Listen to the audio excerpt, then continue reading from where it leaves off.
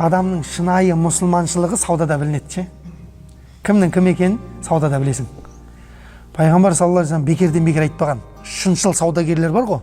Таразыдан ұрмайтын, алдамайтын, кетігін кетік деп, кемтігін кемтік деп айтатын сауданың өзінің жаңа нелері бар ғой. Соны дұрыс қойып, орнына хақысын қойып саудаласқан кісілер дейді. Ана қараңыз, кіммен бірге тіріледі дейді? Пайғамбарлармен бірге тіріледі дейді. Саудагерлер, ол сол замандағы саудагерді айтып жатқан жоқ, қазір де айтып жатыр ол. Қияметке дейінгі келетін саудагерлерге айтылған хадис бұл пайғамбар саллаллаху алейхи вассалам. Саудагерлер дейді, хақысын орнына қоятын, алдамайтын шыншылсы пайғамбарлармен бірге тіріледі дейді. Ал одан кейін кіммен тіріледі дейді? Шахидтермен дейді. Мағаш шухада, шахидтермен, сахабалармен. Одан кейін кіммен тіріледі дейді? Мағаш салихин, Алланың ең сүйікті игі пенделермен кездеседі дейді. Солармен бірге тіріледі дейді.